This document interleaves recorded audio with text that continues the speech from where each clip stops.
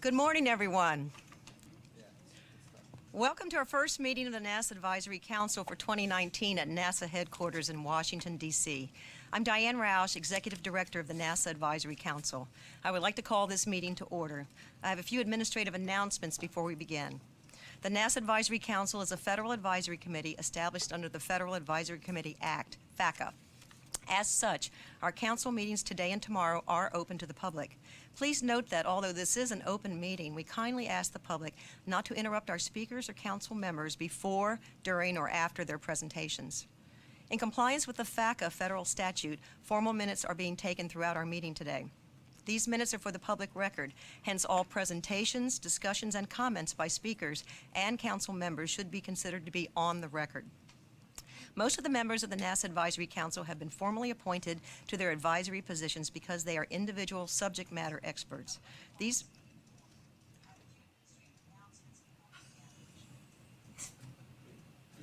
members are subject to the federal ethics laws. The category of appointment is called Special Government Employee, SGE.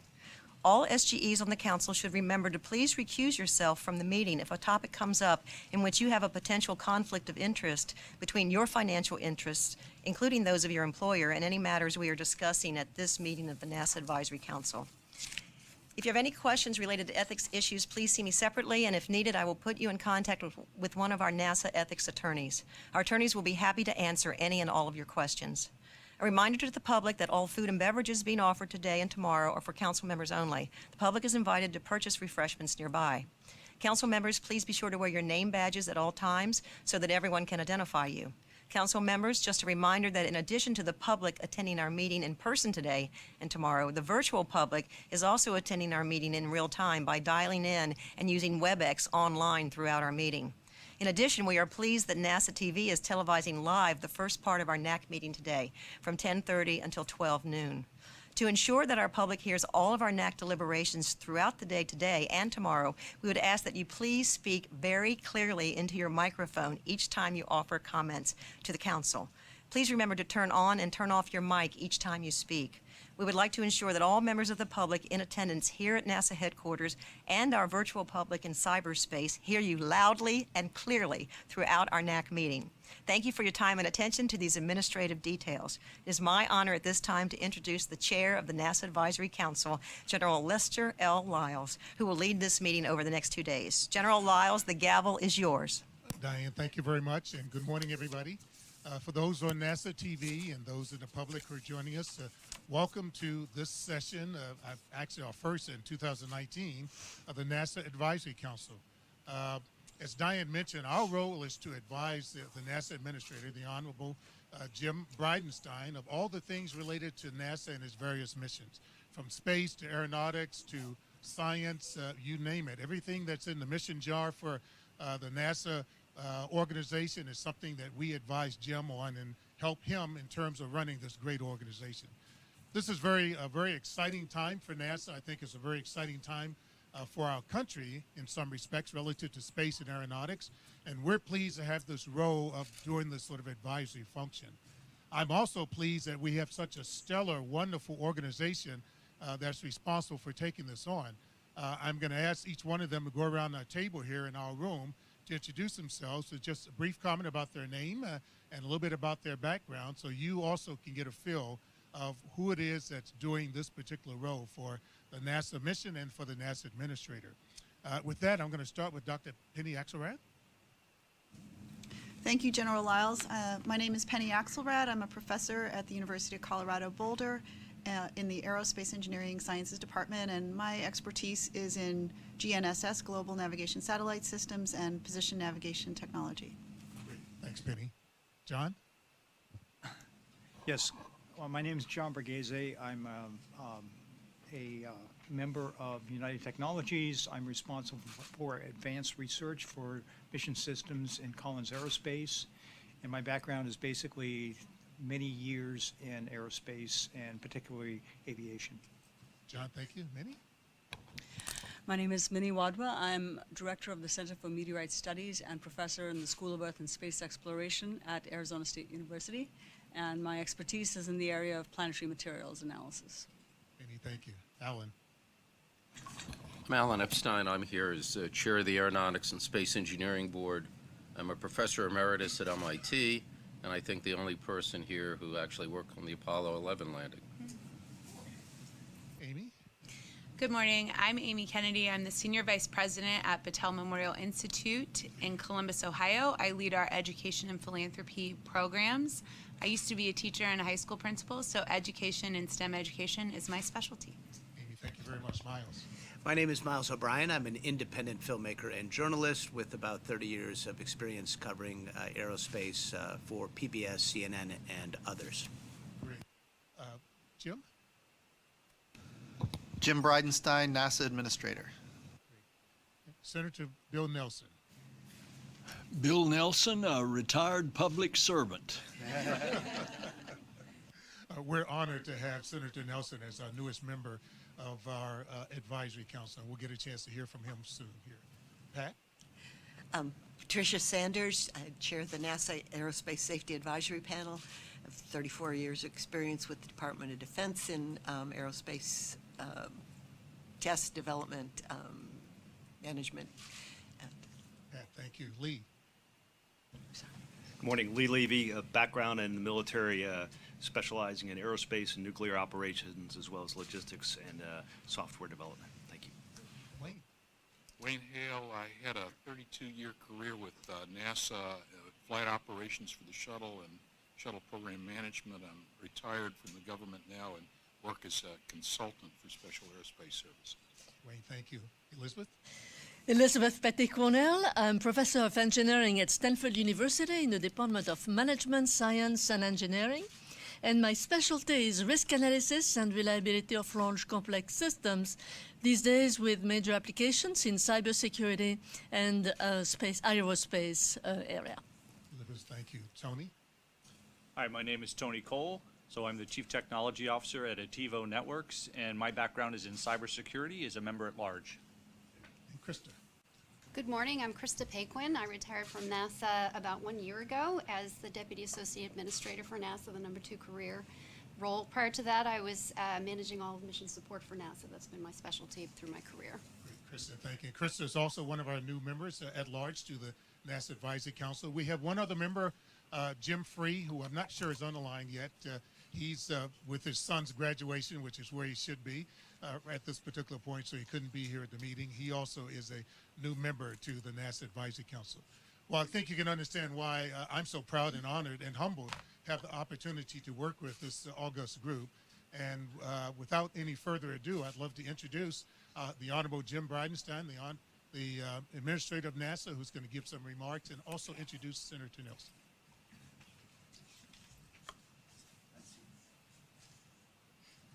Thank you, General Lyles.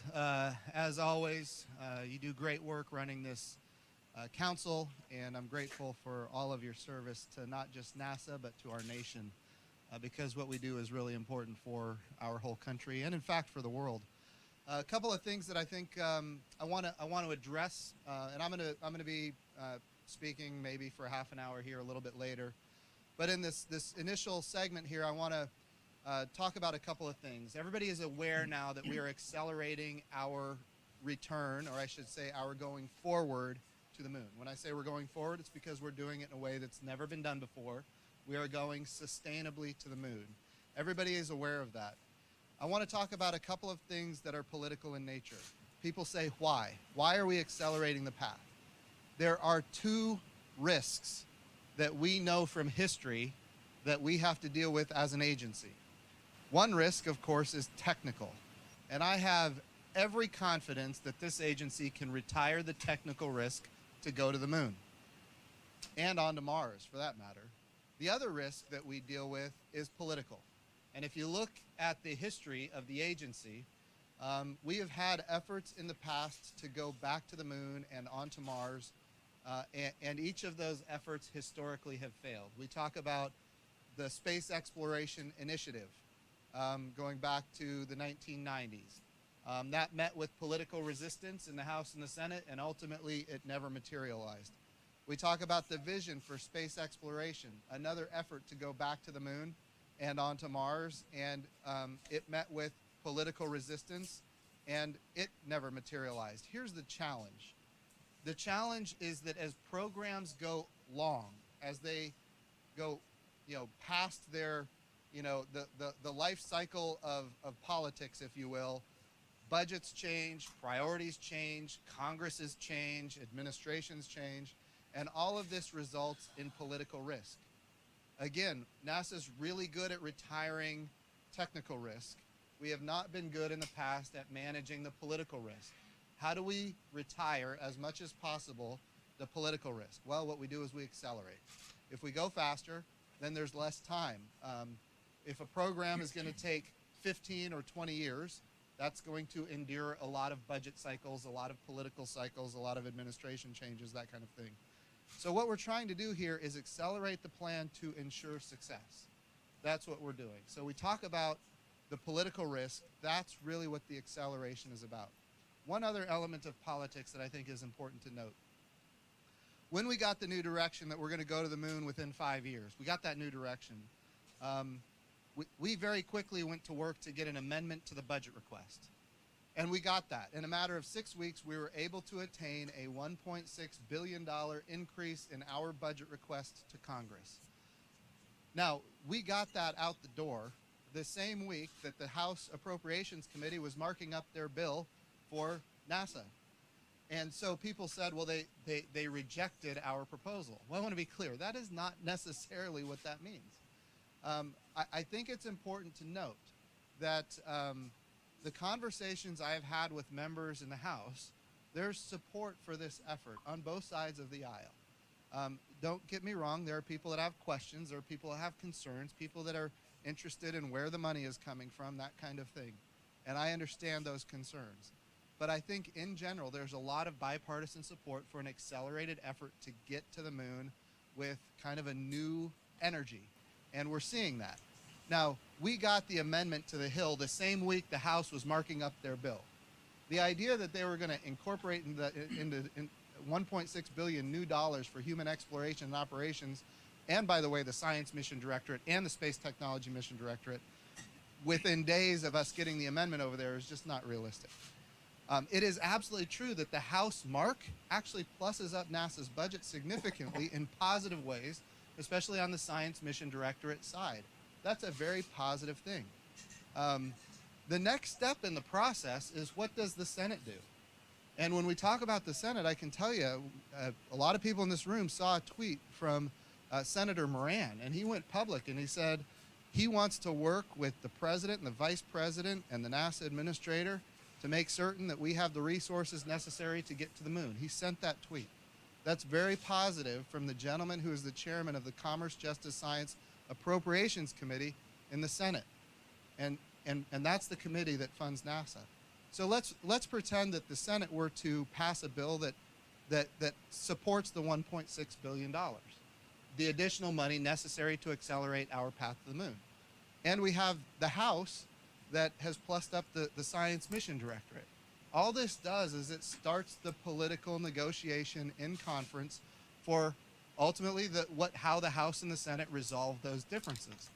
What I am saying is, I have read reports that it was dead on arrival because of what ultimately the House of Representatives, what their mark looked like. And I'm here to tell you that is not the case.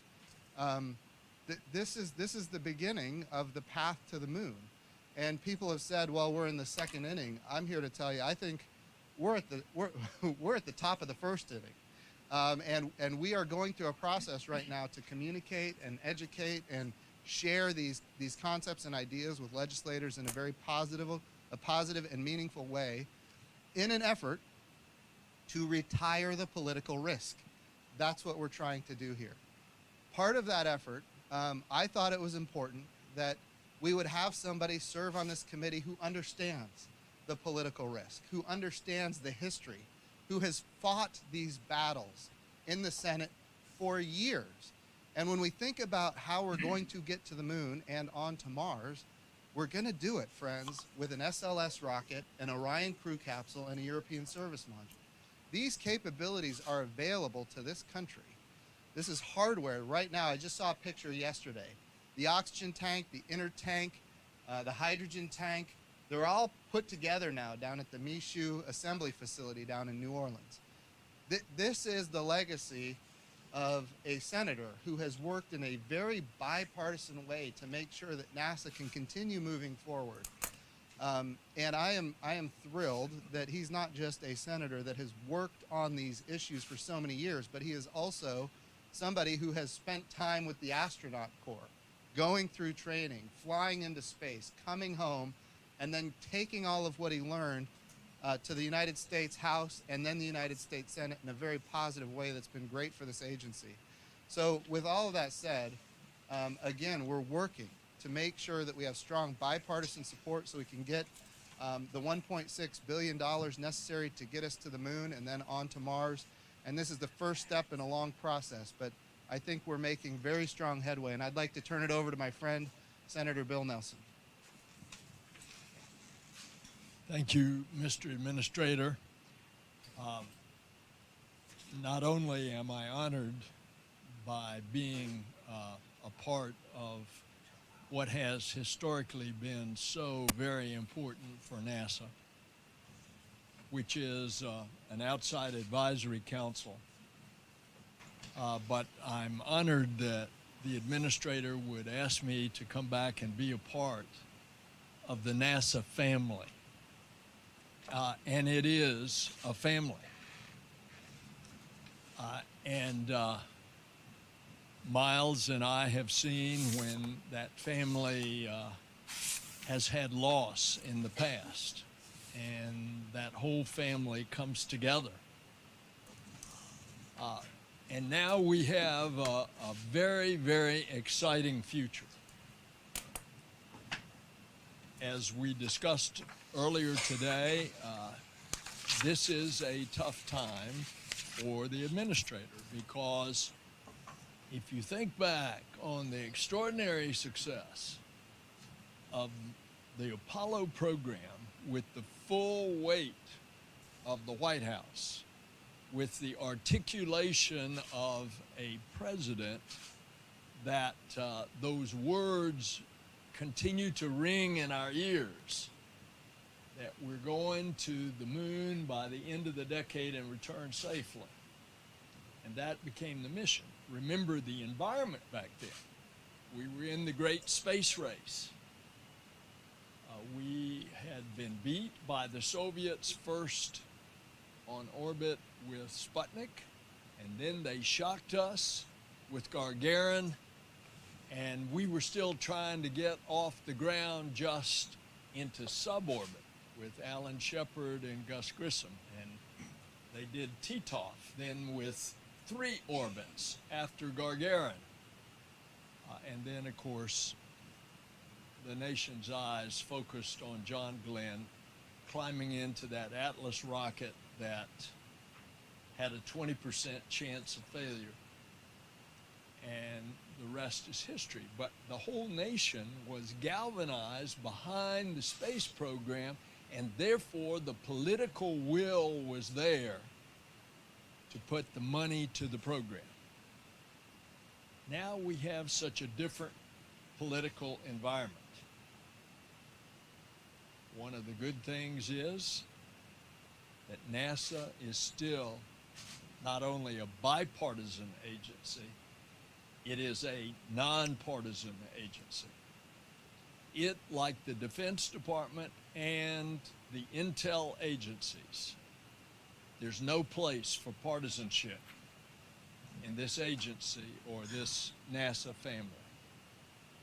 And it's because of that is that this agency, under these times of difficulty in getting money appropriated, not only in just having the available resources to appropriate, but also in these times of exceptional partisan acrimony, as well as ideological rigidity that makes the functioning of the legislative branch of government all the more difficult.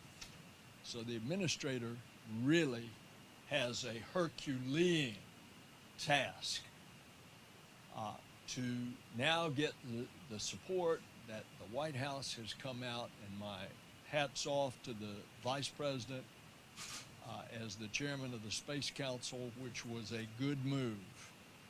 Put the Space Council so you get that focus right with the imprimatur of the White House.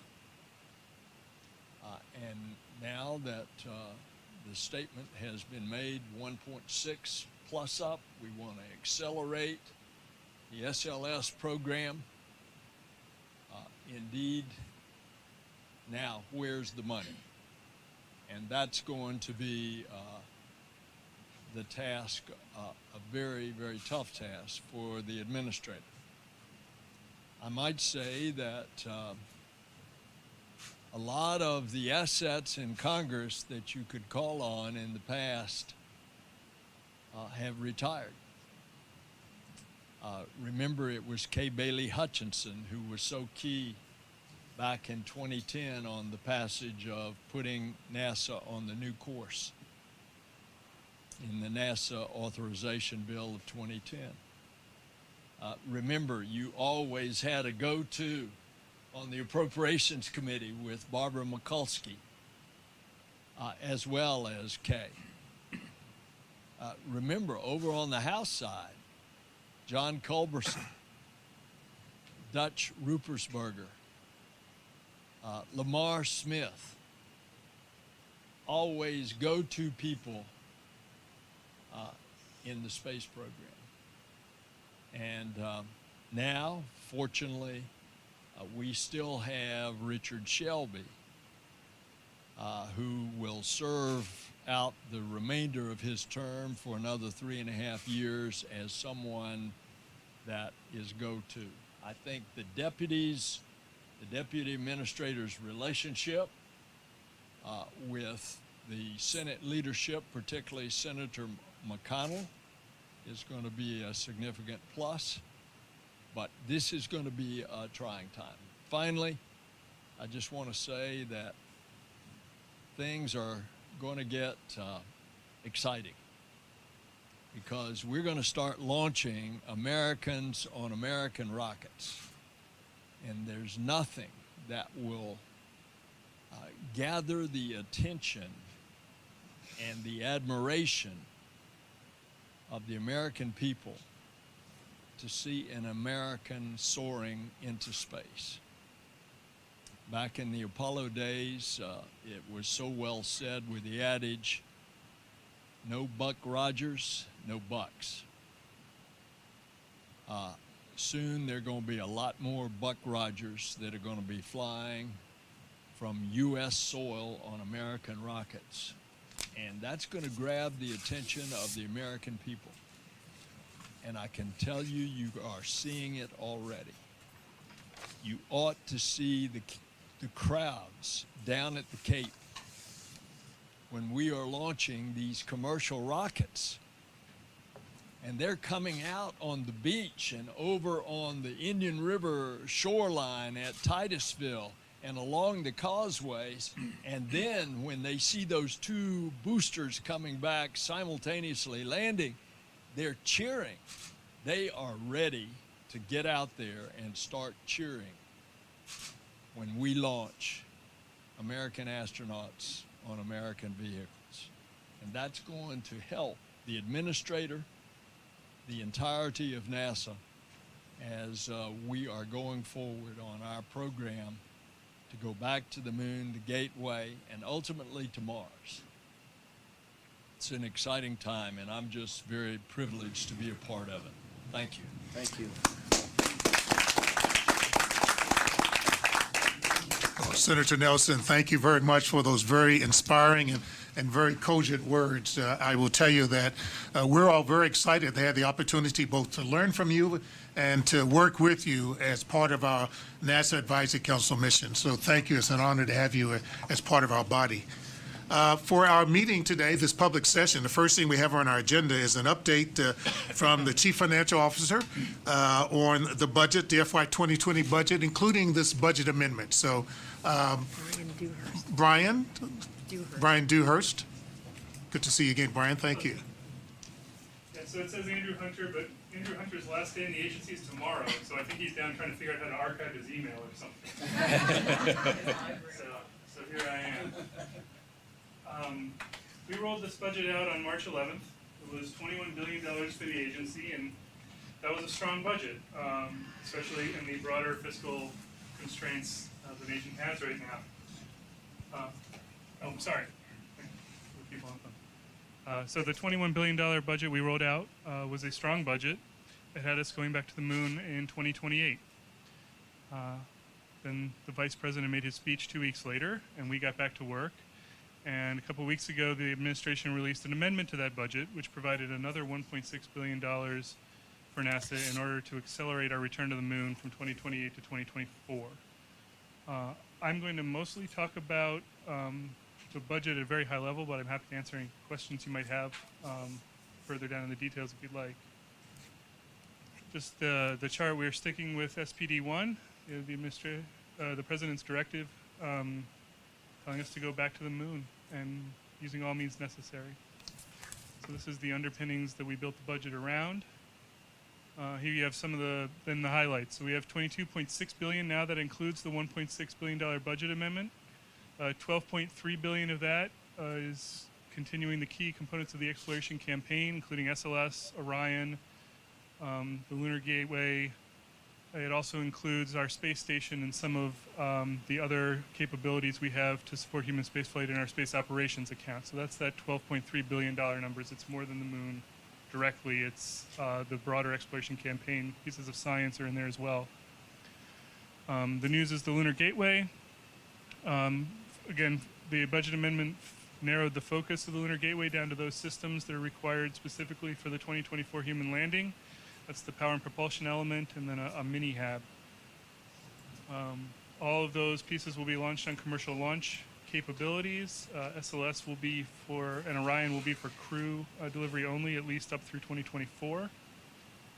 We also have lunar landers. This is the CLIPS program in science. It's commercial lunar payload services to start to deliver cargo, and then growing into human access landers toward the end of the decade, or toward the end of the window.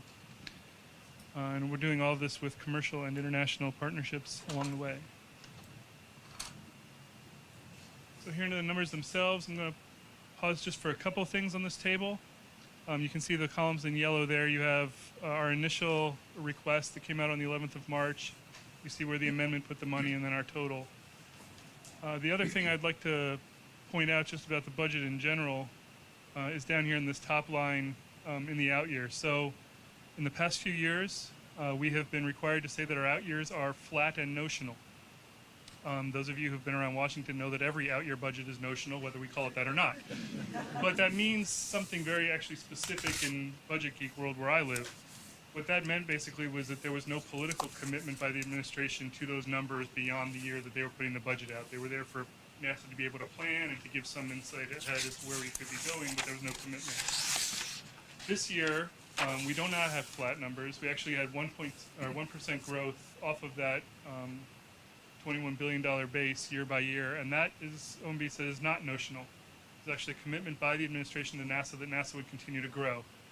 Now, every budget year is its own year. That doesn't mean that necessarily we're going to be exactly at 21.2 in 2021, but the broader commitment that NASA will be growing and will get the resources it needs to achieve its goals is there. So that's why I would call out the out years and that lack of notionality as we put it forward. A couple other key things. Could I interrupt here? Okay, so I think a couple of things to point out here. We look at the year 2020. We just got an amended budget request, which now the House and the Senate have. And in that amended budget request, you can see, so look at the column 2020, the amendment. The exploration systems development is $651 million. That is specifically for SLS, because SLS, as people are aware, is going longer than anticipated, and so we requested $651 million additional dollars to get the SLS back on track. Right under that, you see the $723.7 million. That's the exploration, research, and development line. That really, think of that as a $1 billion request for lunar landing capability. So we go from the gateway down to the surface of the moon and back to the gateway, procuring that as a service.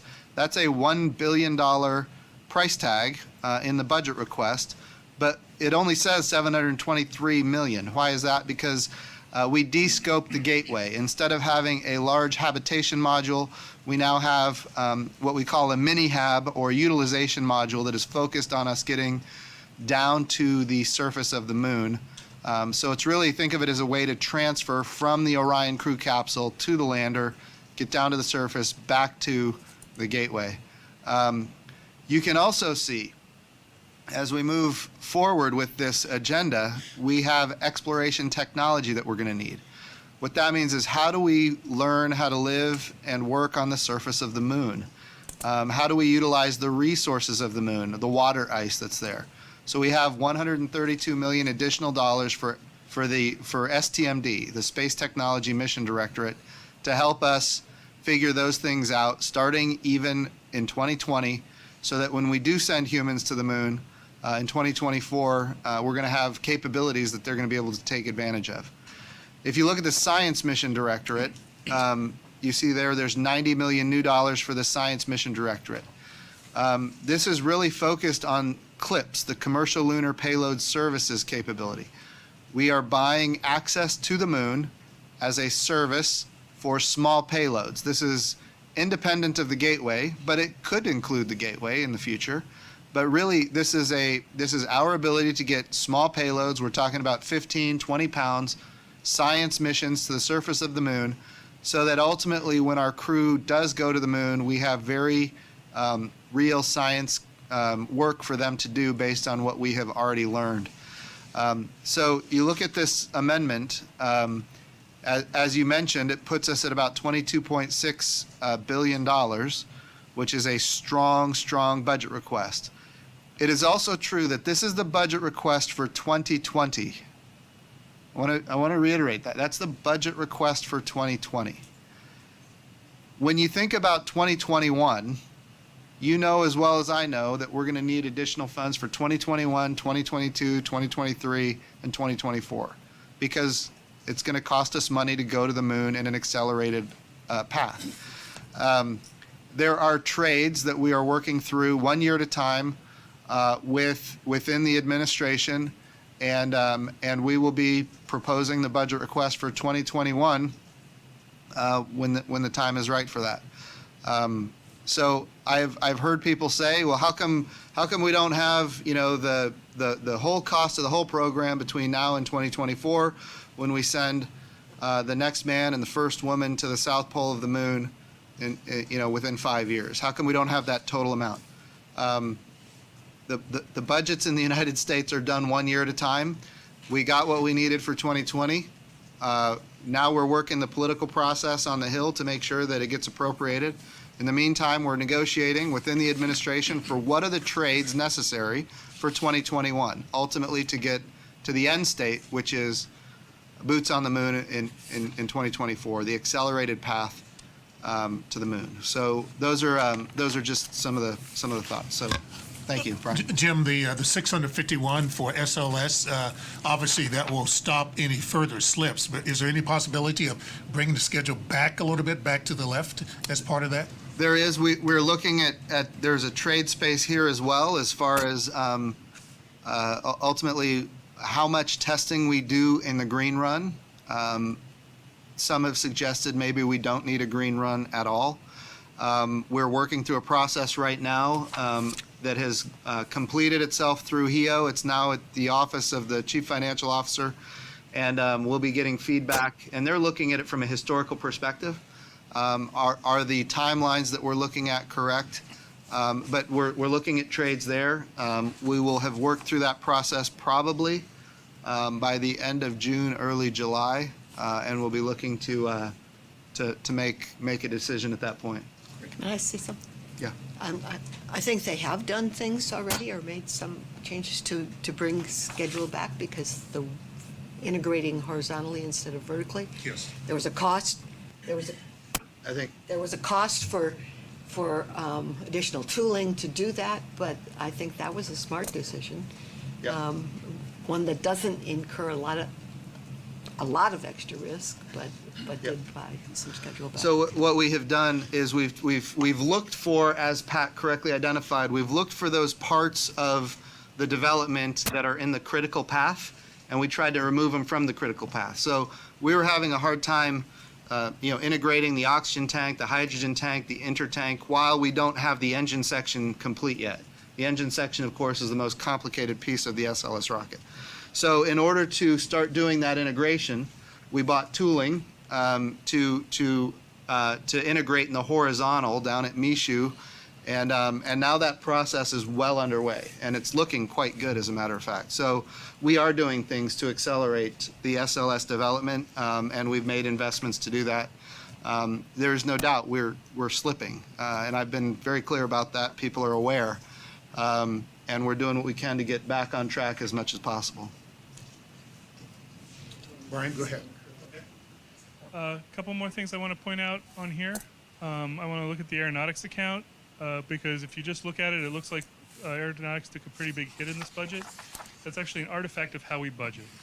And the short version, we have some capabilities in this agency that are unique in the nation, often in the world, in terms of our wind tunnels. They are capabilities that the agency needs. Human spaceflight needs them, science needs them, but we don't have everybody who needs them in every year. And in complying with fiscal law and in doing annual budgeting, that's kind of a tricky thing to juggle. And so we made the decision for this budget to take the piece of the funding of aeronautics that was funding just the basic support of those wind tunnels and move it in its entirety to the Safety, Security, and Mission Services account. So that's why that represents the entirety of that decrease. Otherwise, aeronautics is equivalent to the 19 level in this budget. So that funding is still there, it's just in a different account. Still there, it's just in a different line. Good. Which drags me to the Safety, Security, and Mission Services line, where you'll see actually we propose a substantial increase to that line. Part of that is the wind tunnels, but not all of it. We are trying to make sure that our institution, some of which is quite old, was built for the last time we went to the moon, is there to support the mission when the mission needs it.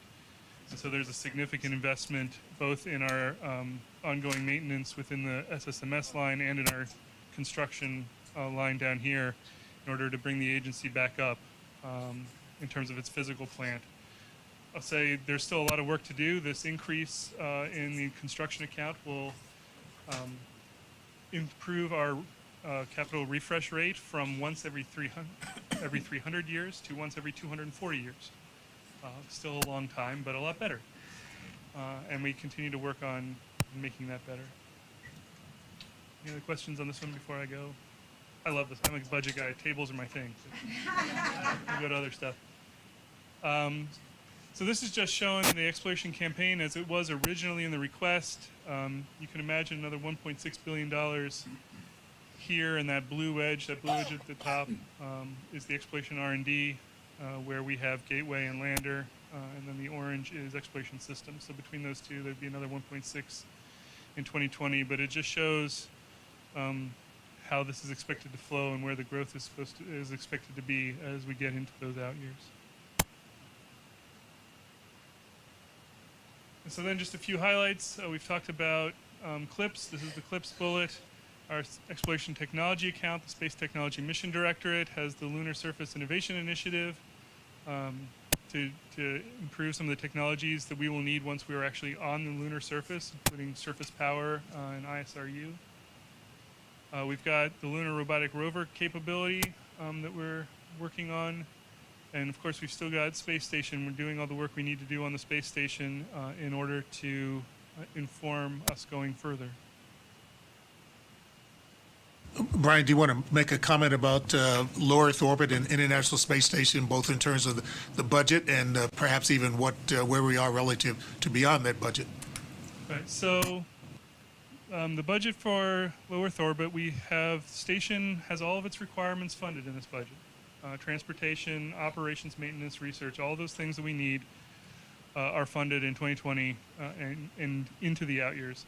There's also $150 million in this budget, as there was proposed last year, and we got $40 million for 19 to start our commercial LEO transition. This is trying to figure out what's next, right? And I think the goal of the agency, administrator can jump in, but the goal of the agency is to try to make that a smooth transition from station to whatever our next LEO capability is with no gap, those sorts of things, and we're figuring out the right way to do that now. So we have that investment in place as well in this budget. It grows into the out years, and we'll try to make that a smooth switch from one to the other. Fair enough? Great, yeah. So we still have a strong science program. We got Mars 2020 still on track for launch in 2020, and we have the Europa Clipper mission to launch in 2023. This is on an EELV. We don't have SLS for that in this budget. My understanding is that technically we don't have to make that decision until into this fall, until into next fiscal year, so we've still got time ahead of us. The law does tell us to launch that on SLS, and as the minister says, we'll follow the law, but we don't have to make that decision technically quite yet. We're also starting a Mars sample return mission. This is to go get the samples that Mars 2020 will be caching and bring them back to Earth. We've talked about it for a long time. This is the first time it's finally got budget here in the budget proposed. It starts with about $100 million in 20 and works to be launched by the end of next decade. Webb, we'd hoped to have it launched by now, but this budget supports it to be launched in 2021. Everything they need to get to 2021. Webb is still fully funded. However, there's been sort of a trade there. The budget does not provide any funding for WFIRST, not because anybody thinks WFIRST is a bad mission. It was the #1 decadal survey recommendation. Everyone realizes that, but it's simply trying to make the available dollars fit and need to fully fund Webb. WFIRST unfortunately got squeezed out in this one. We have our wide-ranging science work continues. It's support 10,000 scientists a year on 3,000 or so grants every year for research, ongoing research. And then consistent with our prior budgets, we have not provided funding for PACE, Clario, or the Office of STEM Engagement. These historically have been funded by the Congress when we have taken them out in budgets, but this budget repeats that pattern. In Aero, we have funding for the X-59 Quest flight demonstrator. This is the low boom flight demonstrator. It got its X designation. We're also making our investments in the air traffic management and talking about urban air mobility. Those are two main priorities in Aero in this budget. And then here's the bullet about the mission enabling services and operations, making sure that the institution is there to support the mission and the increase I talked about earlier in SSMS and construction. And so that's everything. Jim, I think it might be helpful, notwithstanding the reduction in the STEM engagement office, we all know your personal commitment to STEM and STEM activities, if you will, and the importance of STEM, particularly for the future workforce for NASA, in addition to the rest of the country. Any thoughts about ways that, notwithstanding any budget updates by the Congress, ways that you could still put emphasis on STEM activities without that budget? Absolutely, and the reality is we are an agency that is funded by Congress, and Congress has told us to continue operating the Office of STEM Engagement, and we do that. We absolutely, as you correctly said, we will follow the law. It is also true, that we do a lot of things outside the Office of STEM Engagement to inspire the next generation of scientists and engineers. One of my favorite programs is FIRST Robotics, which of course is a program that is nationwide, and it gets really kids as young as elementary school all the way into high school really kind of addicted to building robots that are competing in very serious competitions all around the country in a way that is engaging, that's fun, it's stimulating. And I've had the opportunity to participate in these FIRST Robotics competitions, and all of that is funded through the Science Mission Directorate. So the question is, why does the Science Mission Directorate find it in its interest to fund these activities? Well, if you look at the scientists that build, or the engineers and the scientists that build our robots that are operating on Mars, or our satellites that are flying past Ultima Thule, or in orbit around Bennu, what you'll find is a lot of these really impressive folks participated in FIRST Robotics 10 years ago. And so 10 years from now, the question is, are these FIRST Robotics kids going to be building the rovers and the landers and the satellites and the probes of the future? And I think the answer to that is yes. We get a direct return on that investment. And so, yeah, the Science Mission Directorate does make investments from a personnel perspective, from a mentorship perspective. We provide tooling, and in fact, we sponsor their activities through grants and other things. So I think it's a really good program, and there's other programs, but there's ways that our mission directorates can support STEM as well. Great. All right, anything else? Any other questions relative to the budget? Yes, Sue? So I really commend you, Administrator Bridenstine, on this really forward-looking vision, I think, of the Artemis program that you have, which I think it has a really strong feedback between science and exploration, which is fantastic. And as Senator Nelson very eloquently said, there's going to be a lot more Buck Rogers, but also I'll say a lot more Betsy Rogers as well, which is going to be fantastic. But there's political and fiscal reality, which you talked about, and challenges there. There's obviously the request, and then there's going to be the fiscal reality, the budget reality. And so I just wanted you to maybe outline sort of broad principles of how you would plan to reprioritize the NASA budget in light of the fiscal reality, in terms of the budget reality being somewhat falling short of the budget request, if you will.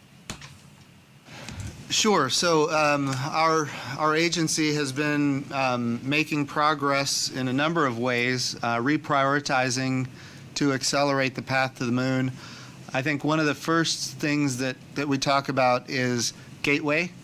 We are actually making an effort to reduce the size and scope of Gateway for the accelerated path to the moon.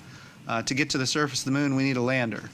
And the Gateway is really a critical element of getting to the surface of the moon, no doubt about it. But we don't need all of the elements of the Gateway in 2024. We can have it grow beyond that, and we can have international partners and even commercial partners add to the Gateway in future years. So right now we're focused on the Gateway being used specifically to get us to the surface of the moon. So that was one kind of reprioritization.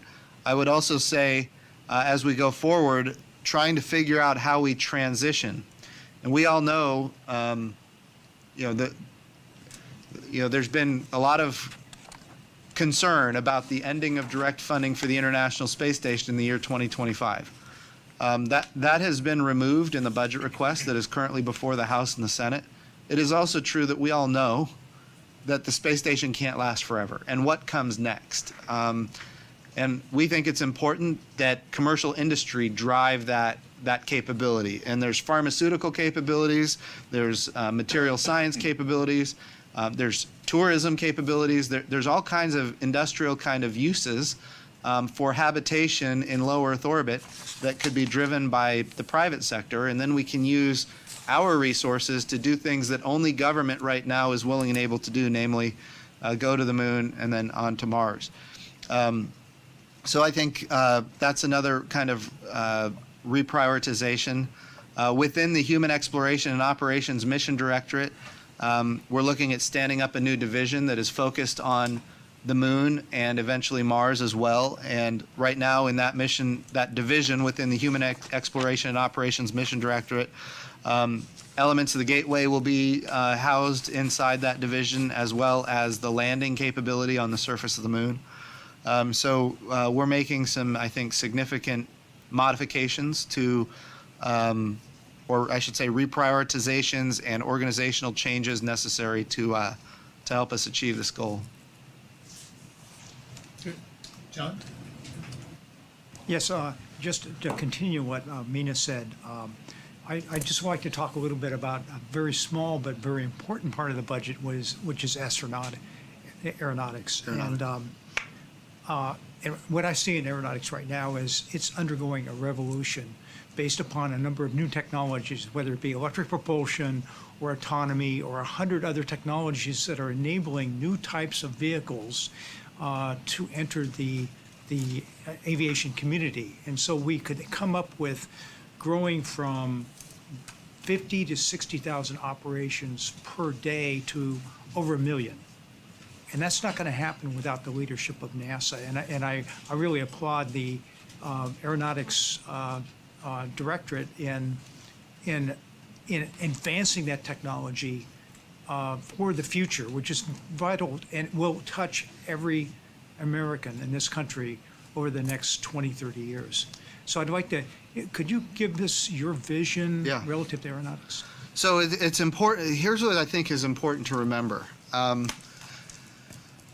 If you go back to the Apollo program, the way we navigated was inertial navigation systems. Those are systems that were built for aviation and in fact tested by aviation capabilities. The aeronautics piece of what NASA does is critical for exploration, and the exploration piece of what NASA does is critical for aeronautics. Some perfect examples, you mentioned, how aeronautics is critical to getting to the moon. Think about the history. I mentioned inertial navigation system. We think about wind tunnels. Wind tunnels are a capability that is necessary. Look, if you're going to fly into space, you got to get through the atmosphere. That means we need wind tunnels. We need computational fluid dynamics. All of these capabilities developed for aviation apply to what we do for spaceflight. And so aeronautics is a key piece of who we are as an agency. You mentioned specifically electric propulsion, and you mentioned autonomy. Electric propulsion, how do we store large volumes of electricity for long periods of time? That's a challenge for flying people across the country in the atmosphere. It's also a challenge for flying people in space. So again, here you have a capability that is for aviation that we are developing within the Aeronautics Mission Directorate that applies directly to what we eventually want to do, not just in space, but on the surface of the moon. You have to be able to store power, large amounts of power for long periods of time. Autonomy. We need to be able to land. We need to be automatic rendezvous and docking capability. We need to precisely land on the surface of the moon, potentially autonomously. So there's a lot of autonomy that develops. We go back to the inertial navigation systems coupled with an autopilot. That's, in essence, autonomy. All of that applies to spaceflight as well. We talk about inertial navigation smoothed with GPS and using that to gimbal the engines on a rocket. That's all autonomy as well. So the Aeronautics Mission Directorate is an absolute key piece to what we do when it comes to spaceflight. I was talking, in fact, yesterday with Janet Kavandi, one of our astronauts who now runs the Glenn Research Center up in Cleveland, Ohio. And she was talking about the ground warning GPWIS, the ground warning proximity system, which ultimately we flew with in the military, but now it's being automated in a way where if the pilot is not responding to what the computer is saying the pilot ought to do, the plane takes over. And General, you're probably aware, we have, because of NASA technology developed for the space shuttle, that technology is now being embedded in F-16s and F-15s, and it's saving lives. I think at this point there is a record of like 9 humans who have been saved by the GPWIS being automated, coupled with a smart aircraft, if you will. So it goes both ways. What we do in aeronautics applies to space, and what we do in space applies back to aeronautics. And so the Aeronautics Research Mission Directorate of NASA is a key piece of the overall puzzle. So I know sometimes it gets dismissed because it doesn't have a big piece of the budget, but it is critical.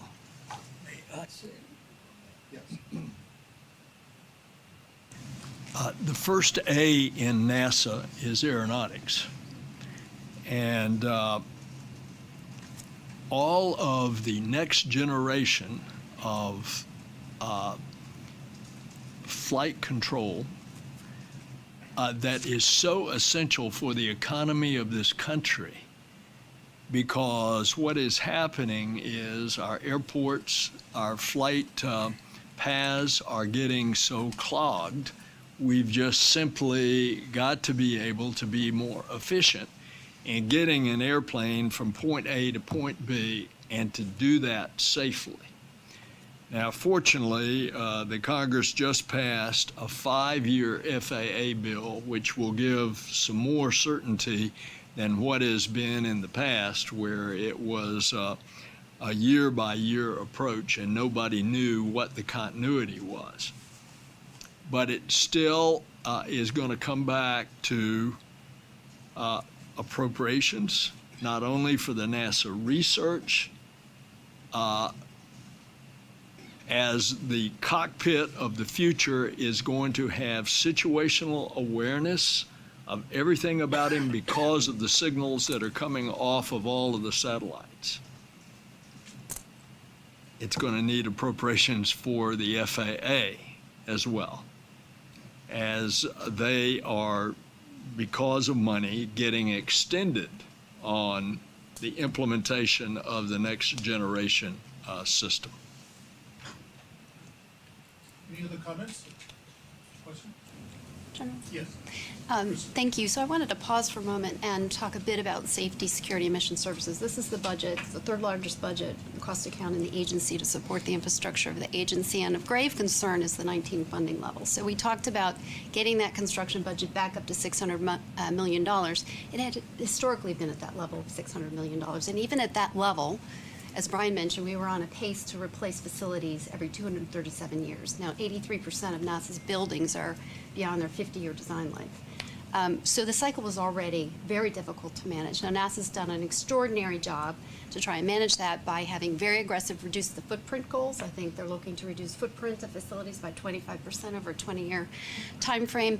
That only goes so far. But 19 is what it is. As we think about Moon 2024 and Mars, there are implications for mission support. And I know this is sort of the thing people don't really like talking about. It's not sexy. But to do streamlined procurement methods, to have a different type of workforce with different skills as we move to this new way of doing things, it requires professional administrative support. Every time we re-baseline a budget, it's a heavy demand on the mission support community. And so it does raise some concern for me that there is nothing in the amendment to address that. I understand that you're trying to balance the budget, but as you think about planning going forward, I really encourage you to engage that community in the acquisition planning, facility planning, to really think about what's the flow down of these decisions and the implications. Thank you.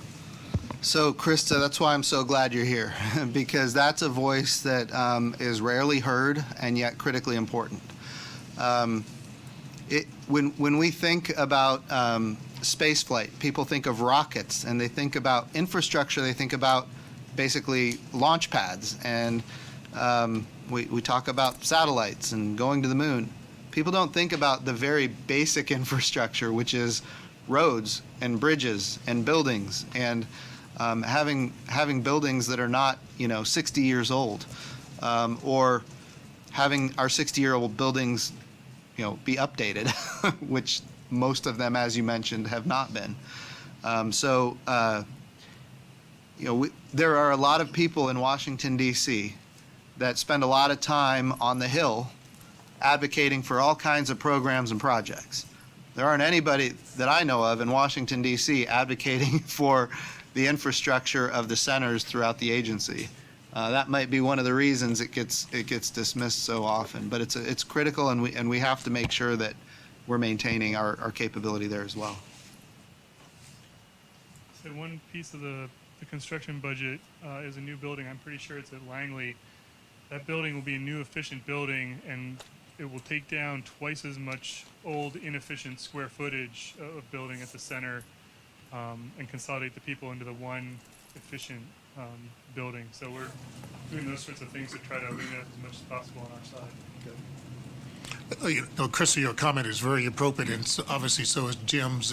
We in the NAC really haven't looked at that area in great detail, and I'll just make that a mandate that we will take a closer look at understanding what's going on there so we know exactly what the plans are. And more importantly, how are you planning to allocate that? Brian, you mentioned Langley, but there are obviously other critical facilities that probably need to be addressed equally as important as Langley. So if you don't mind, Jim, we'll take that as a task for the NAC to take a closer look at that area and be able to at least give some advice or thoughts or questions or even just questions about that whole area. Absolutely. So thank you for bringing that up. Can I pile onto this conversation? Yeah, Just please. one quick short story from history. When I moved into the shuttle program office, my first job was infrastructure revitalization for the program. And in 2003, we authorized putting a new roof on the Michoud Assembly Facility in New Orleans in 2003. 43 acres. That was a pretty expensive roof. And I'm really glad we did, because in 2005 we had Hurricane Katrina, and that facility survived very well. And if that facility had have failed, we would not have been able to fly out the rest of the space shuttle program. We would not have been able to complete the International Space Station, and you would not have the facility that's building the SLS today. So infrastructure revitalization and update is critical to the mission. So I hope you don't mind an old war story there. Illustration. No, we need those. Thank you very much. Thank you. Brian, anything else? Well, thank you very much. And Jim, if you don't mind, I'll turn the floor over to you. I know you've talked of some of the key things you want to give as messages out to everybody, but the floor is yours.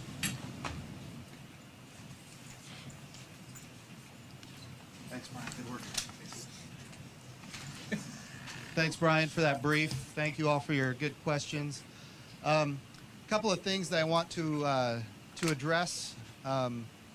I think one thing that's important, I listened in on the HEO NAC, what happened just a few days ago, and I heard some people saying that we need to go to the moon faster, maybe direct, maybe we don't need a gateway. I heard other people suggesting that, we don't want to do flags and footprints again. We need more sustainability built into the architecture. How do we make it sustainable? So I think given that there's some people on this side and some people on that side, if you look at where we are right now with Gateway, I think it's just about right, which is it's the power and propulsion element, and it's a mini-hab that ultimately enables us to get to the surface of the moon quickly, to inspire that next generation. So that's really where we are right now. I will also say Gateway is critically important to get to the surface of the moon. When you think about SLS and Orion and the European Service Module, that capability alone can get down to low lunar orbit, but there's not enough delta V to get out of low lunar orbit. It can't do it. What does that mean? That means we need more delta V. We're going to have to rendezvous somewhere. We're either going to have to rendezvous in low lunar orbit with something else. Ultimately, what does that mean for us as an agency? That means that it ends up looking a lot more like flags and footprints. What Gateway does is it gives us that delta V at a location around the moon where the Gateway can be for 15 years. It is a reusable command and service module that enables access to the surface of the moon, that enables presence around the moon for 15 years.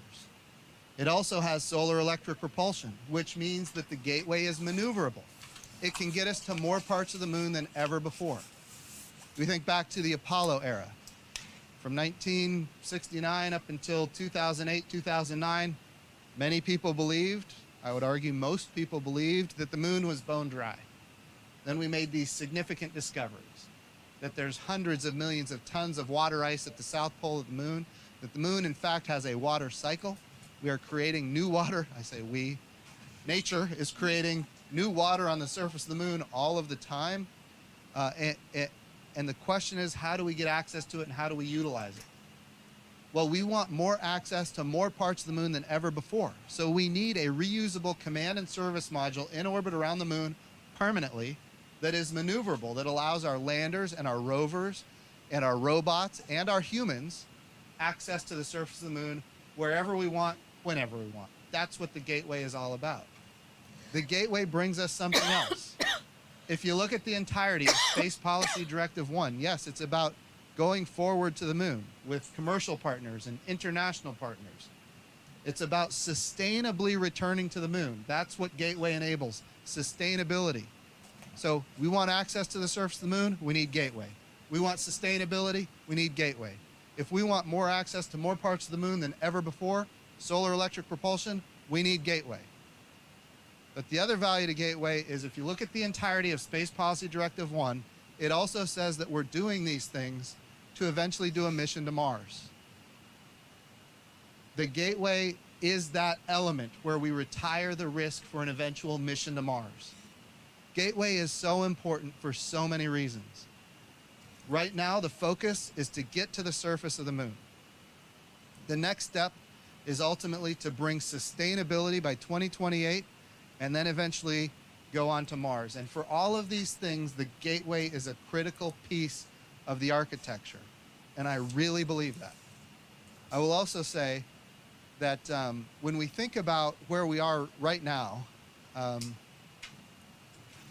we are in a very unique position. And I think Senator Nelson had it just right. This is a unique opportunity in our generation. I was not alive when we landed on the moon in 1969. I wasn't alive when we landed in 1972, for that matter. But here we are with a new opportunity to go forward to the moon with a sustainable architecture where we can have more access to more parts of the moon than ever before. We can actually have many missions on the surface of the moon all at the same time, controlled from the Gateway, either robotically or with a human in the loop. And we've got support from a budget request that says we're going to step forward and we're going to fund this, and we're not going to cannibalize NASA in order to fund it. And we're getting now bipartisan support in the House and the Senate. This is a very unique point in American history where we have this opportunity that doesn't just come around every day. You know, I talked earlier, and I've talked about it a lot. I'm going to keep talking about it. When we think about the 1960s and the 1970s and how proud we are of Apollo, what an amazing program. But in those days, all of our astronauts came from fighter pilots. They came fighter pilots, test pilots, and ultimately that's how they got into the astronaut. There were no opportunities available for women back then. And here we are, 50 years after Apollo, with a very diverse and qualified astronaut corps that can go to the moon. 50 years after Apollo. This is why I think I love the name Artemis for the program. Apollo, in Greek mythology, had a twin sister, Artemis, who happened to also be the goddess of the moon. And here we are 50 years after Apollo with a program to send not just the next man, but the first woman to the moon. This is an amazing opportunity. I've got an 11-year-old daughter. I've talked about this a lot. I want her to be able to see herself having every opportunity that I had. And I think this is what this program is all about. With that, I really think this is a once-in-a-lifetime opportunity. We need to seize on it. We need to do what is necessary to get the bipartisan support for the 2020 budget, and then start planning for 2021 and 2022. With that, General Lyles, I'll just open it up for people to ask questions if you have thoughts and concerns. I'm happy to try to answer anything.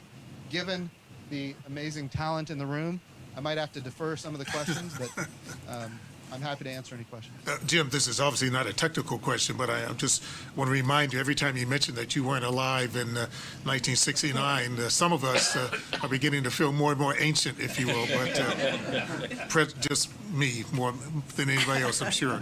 So this is the Artemis generation, and to just so you're aware, you could be part of both the Apollo generation and the Artemis generation. I love that. Well, it sort of puts a premium on something we talked about many times times.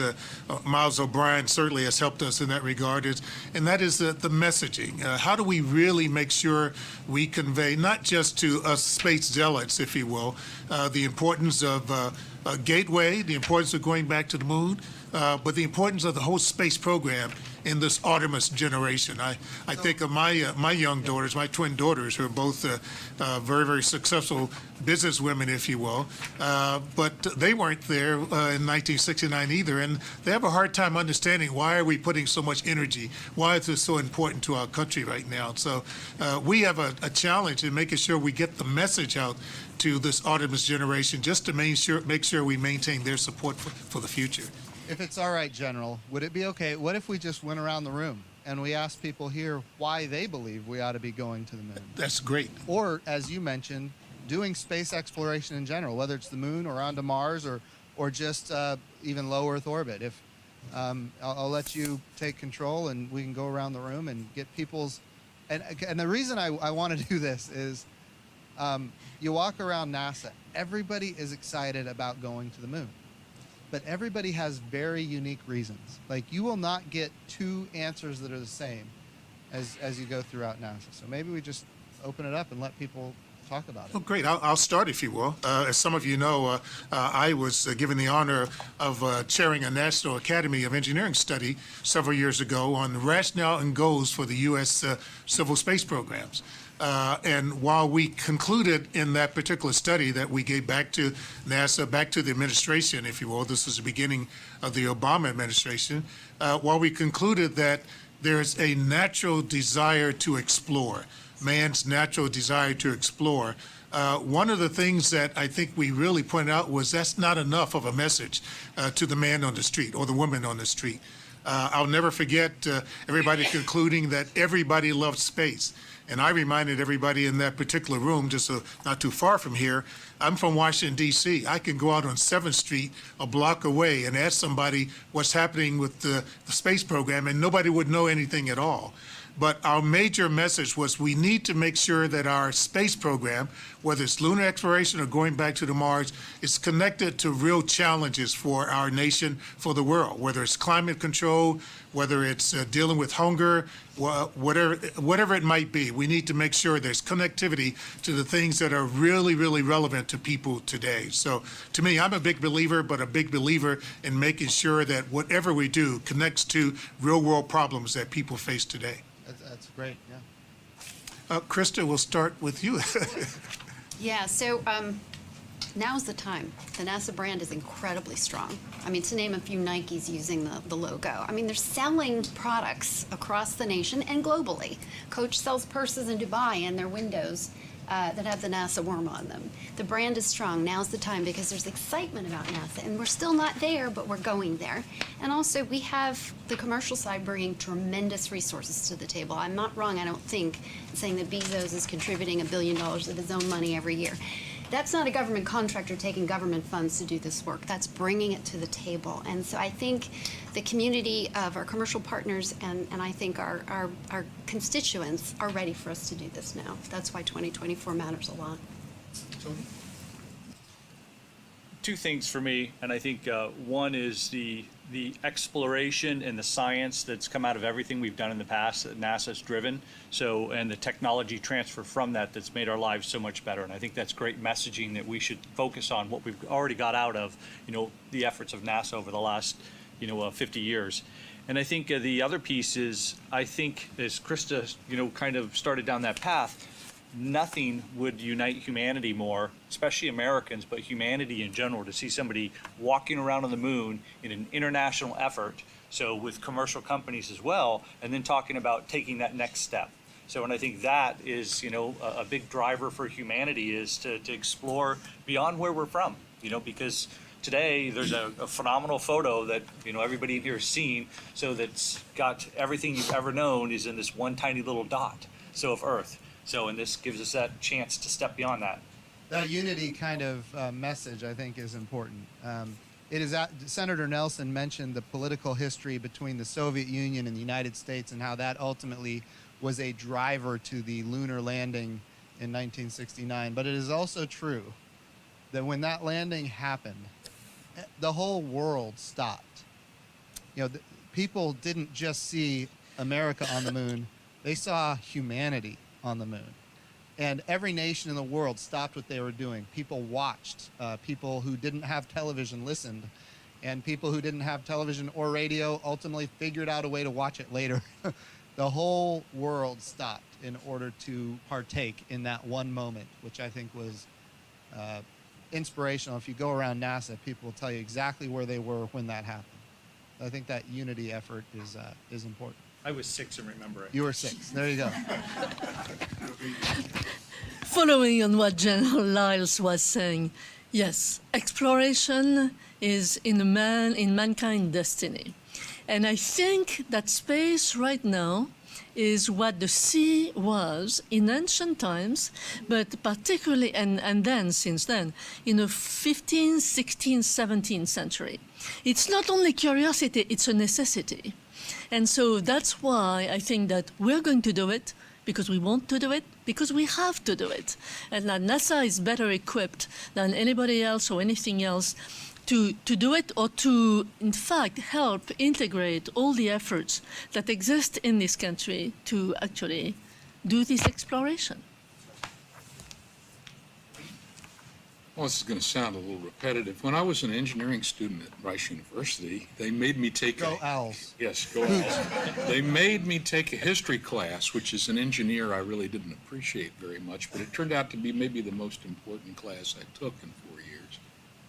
Dr. Garside taught it, and it was a history of the modern world, and his thesis throughout this whole class, which I resonated with, was that great nations are either in growth or decline, and great nations grow when they press the frontiers and expand into new areas and explore new frontiers, and if they're not doing that, they decline. And I have a whole half-hour talk that I could give you on that, but that's, there are many reasons, but that's the primary one. Thank you, General. So really 2 reasons, Mr. Administrator. One is aspirational, and General Lyles said it incredibly articulately. We as human beings are exploratory creatures by nature. It's in our DNA, if you will. And we use that tool of exploration and discovery to solve real-world problems here on Earth, make the quality of life better for the global citizenry that we all are a member of. But more locally, perhaps, we are an aerospace nation. The United States is an aerospace nation. If you think back to 1903, when the Wright brothers had their first flight, that flight could have occurred inside of the cargo bay of a U.S. Air Force C-5 Galaxy.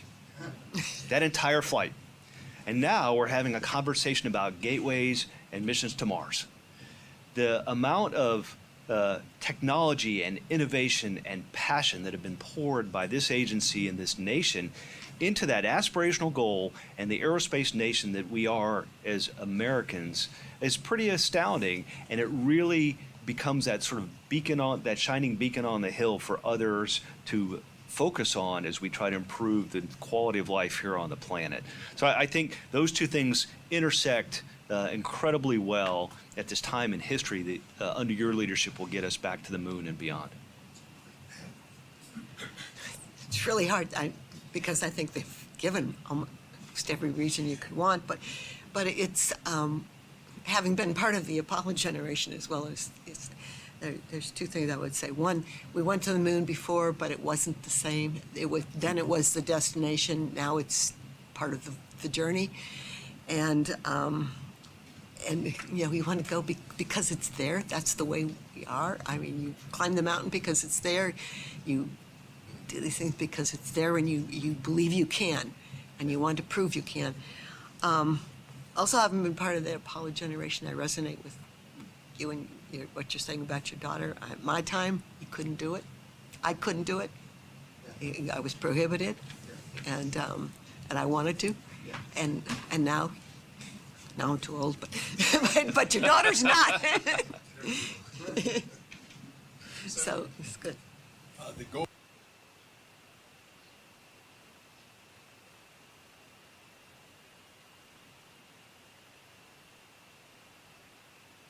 So I was 10 years old when the landing happened, and I consider myself extremely fortunate to have been born when I was born, just to have lived through that experience. I feel like our generation was sort of sprinkled with moon dust, and it changed. Yeah, I remember Sister Grace Edwards rolling in the giant TV and plugging it in, and we watched some of the Gemini launches, and it just, expanded our minds in ways that were impossible in 1966 and 1967 otherwise. So there is a very important component of how this moves technology forward, but and develops technology, but how it also develops the future technologists. So it's important that we don't overlook this. When there's a zeroed out STEM budget, I know there's other ways we do this at NASA, and just by virtue of being, of course we don't roll in the carts anymore, it's all in the gadgets, but just by virtue of being there, we are giving a message to young people, but we can't leave that component behind. And while that development of technology and that development of a new generation of technologists is one thing, as a journalist, when I grew up, and people always ask me why I cover space, how many stories can you think of that command global attention? And I've been a part of some stories like that over the years that are positive stories. How many?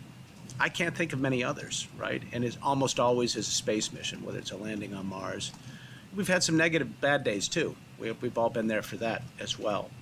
But this goes back to what was said initially. We went in the middle of the Cold War in this hellacious rivalry with nuclear weapons pointed against each other. And when we landed, we all did it together. And we built a space station that was difficult, and sometimes I would be frustrated with NASA because it'd be focused on which widget attached to which nut in space and how cool that was. To me, the greatest accomplishment was the 16-nation, or whatever the number is, partnership. Where else has that happened in peacetime? Where else have we come together? We are in a world that desperately needs things to bring us together. Space does that. It inspires, it creates new technology, and ultimately, even though it can be viewed as a race, and that's okay, it still in the end brings us together. So somehow we got to get that in the messaging, because I think when people hear those things, they get it.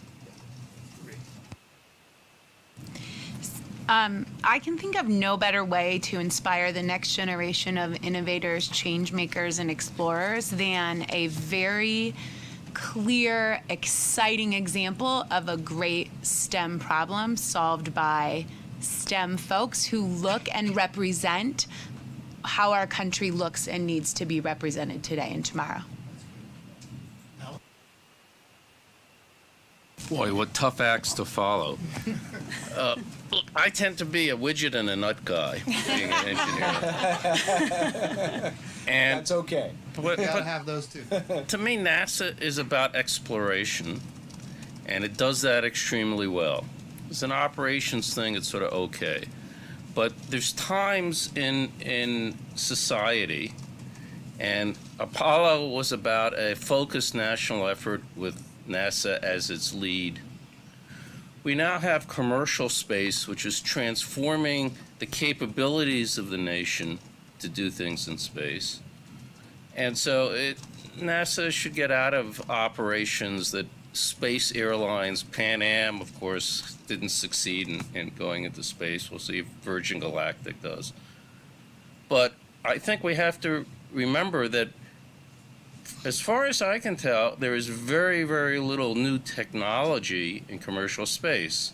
It's taking NASA-developed technology and using it in innovative business ways to generate new value. And so the importance of NASA focusing on both exploration and technologies appropriate for that exploration is more important now than ever, because nobody else is doing it. Okay, so we already heard that exploration is in our DNA, but I really feel that there are some real science drivers for going to the moon, and it's not just about making sort of those cool measurements with cool gizmos and then geeking out over those those things. It's really fundamentally about understanding our origins, about the origins of our planet, about the origin of our solar system. And there's really a lot of things that we can go to the moon and address those types of questions. You mentioned the fact that the moon, we thought of up until recently, it was bone dry, but it's the technological advances that have made it possible now to make those kinds of measurements now. And if you bring back samples from the moon where we've not been before, we've only really encompassed, the Apollo program encompassed only about 6% of the surface of the moon. We've barely scratched the surface there. And so I think, bringing back those materials will really advance some of our really fundamental science questions as well. And it's about inspiring the next generation too. I mean, I feel strongly about that. Absolutely. John? So when I was a boy, I always wanted to be an engineer. But I became an electrical engineer because of what was going on. I would call it a revolution at the time in integrated circuits that led to microprocessors to eventually things like this. And those integrated circuits were matured. They would not have happened on the timeline. Certainly, it wouldn't have happened. Maybe it wouldn't have happened on the timeline without the NASA drive to go to the moon. And that's what really funded that revolution in Silicon Valley at the time. Now think of that, and think of what the technologies we're going to learn, whether it be electric propulsion and all the other myriad of technologies we're going to learn and experience and mature on this next Gateway initiative. Yeah. Last but certainly not least, Penny. Very difficult act to follow. I agree with a lot of the things that people said. The one other thing I want to add is, as a teacher, as a university faculty, one of the things that I think and makes people more creative is trying to solve problems that are exceptionally hard. And it's not that there are not hard problems on Earth too, but there's something about figuring out how to do something really ambitious in an environment that you're not used to working in, and doing the combination of dealing with people in space and robotics and exploration, putting all those things together, I think will create tremendously creative solutions that will benefit all of us and help inspire students for studying difficult subjects. Like, why would you want to put yourself through an engineering or science program? It's because you can achieve things that other people, might like to achieve but can't. So I feel like it's tremendously powerful from that perspective. That's good. So I think it's important that what we're getting at here is not the how, which is what a lot of times NASA focuses on. The question, I think the broader picture is the why. And that's the question that we need to be able to communicate out to not just the United States of America, but all of our international partners and the world at large. The question is why. And I'll tell you, if you talk to the folks here at NASA, especially in the Science Mission Directorate or the Office of the Chief Scientist, they'll tell you raw science. There's so much about our solar system that we can learn from the moon, where there is no active atmosphere. There's not an active hydrosphere, although we do now know that there is a water cycle there. There's not an active geology, which means whatever impacted the moon a billion years ago is today right where it was a billion years ago. And that includes not just asteroid impacts, it also includes charged particles coming from the sun. So it is a repository of amazing history and science that is largely untouched on the surface of the moon, where if we can get there and get that information, it will be transformative as to how we see, as you mentioned, the formation of the solar system. It is also, I think, important to note from a science perspective that on the far side of the moon, it is very quiet from an electromagnetic spectrum perspective, which means we can actually do astrophysics from deep space with really not much technology. We're talking about wire antennas that could be kilometers in length to look at these very long wavelengths. When I say long wavelengths, I'm talking about what used to be light waves from the early universe that have since become, as the universe expanded, long wavelengths that we could actually pick those up on the far side of the moon in a way that we can't pick them up on this side of the moon. So there's astrophysics kind of science that we can get from the moon as well. So it's the science of the moon, it's the science from the moon. From a raw science perspective, I'll tell you, you walk around the NASA Science Mission Directorate or the Chief Scientist's office, you will find no shortage of opportunities for science on the moon. Then the next question is, what about the human exploration piece? That's critically important as well. We want to go further. We want to go to Mars. The moon is a proving ground. How do we live and work on another world? How do we utilize the resources of the moon, namely the water ice? And the water ice is not just water to drink, it's air to breathe. It's also hydrogen and oxygen, which is the same fuel that powered the space shuttles, the same fuel that will power the SLS. There's energy on the surface of the moon, and the energy is not just water ice, I should say hydrogen and oxygen, it's also solar. We have peaks of eternal light on the surface of the moon where we can have long duration power. So all of this is available there to learn how to live and work on another world so that we can eventually go to Mars. So I think there's a lot of, and by the way, we talk about Mars. Just since I've been the NASA administrator, we have learned so much about Mars. We now know that Mars has liquid water 12 kilometers under its surface. Liquid water 12 kilometers under the surface of Mars. What do we know about water on Earth? Everywhere there's liquid water, there's life. I'm not saying there's life on Mars, but there's liquid water there. The other thing that we know is that Mars used to have an ocean in its northern hemisphere, 2/3 of it covered with ocean. It used to have a thick atmosphere and a magnetosphere that protected it from the radiation of deep space and radiation from the sun. We also now know, just in the last year, that there are complex organic compounds on the surface of Mars. The building blocks of life exist on Mars. They don't exist on the moon, but the building blocks of life are on Mars. I'm not saying there's life there. I don't know, neither does anybody else, but we ought to find out. And the moon is the way that we get to Mars to learn what we need to learn. The idea that the methane cycles of Mars are commensurate with the seasons of Mars doesn't guarantee there's life, but the probability just went up again. So I really think that when we talk about exploration, we're answering the question, why? There's so much to learn and so much to do. And it's who I think humanity always has been. It's Christopher Columbus. It's just a modern day version. But I think answering this question, why, is something that everybody's going to come to their own answer on why. And some people don't really know why, they just know they want to do it. And I'm just being honest. There are people, look, I don't know why, but we need to go. I'm just, you know those people, they're out there. And by the way, they're the biggest fans of NASA. Yep. So they wear the shirts that Krista talked about, and the sneakers with the NASA logos, and the coach purses, and et cetera. So anyway, there's lots of opportunity now more than ever. We're at a unique moment. Because of the diversity of the astronaut corps now, people are going to see themselves in ways that they've never seen themselves before, and I think that's very positive for our country, and it shows the transformation that our nation has been through. The Artemis program is as much about that as it is about all of the science and the exploration and everything else. Lastly, and I'll finish on this, I know my time is out. We go back to Apollo. We think about, and I've talked about this, I talk about this everywhere I go.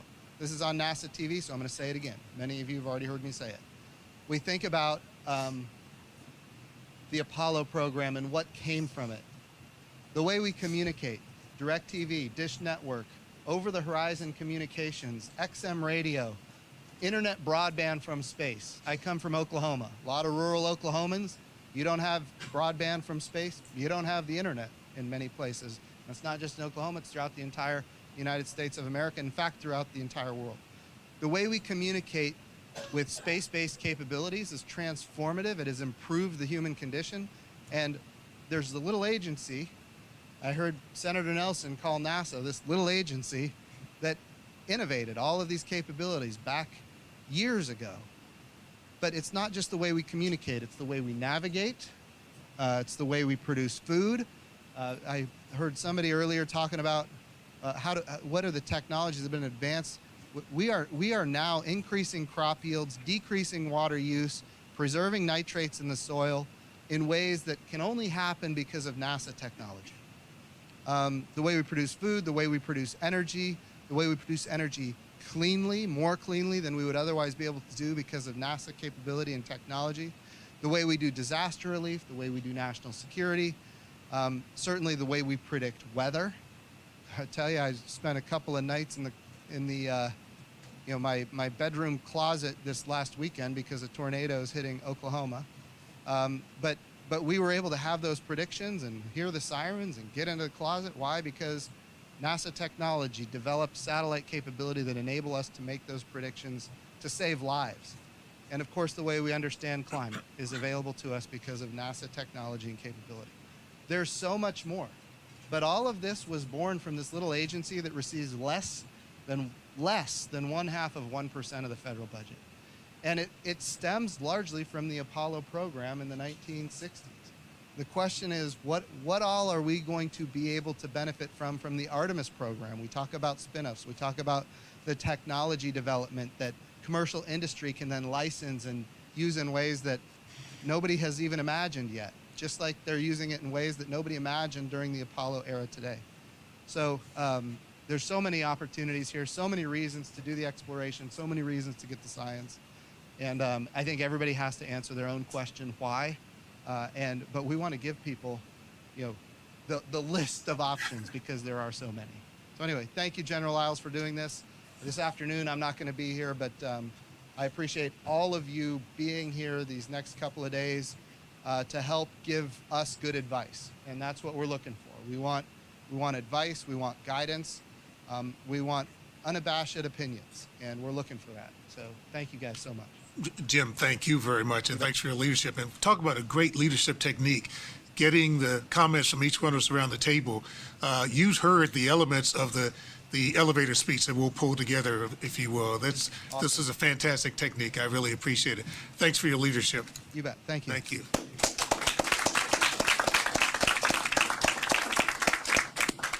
Okay, we're going to break for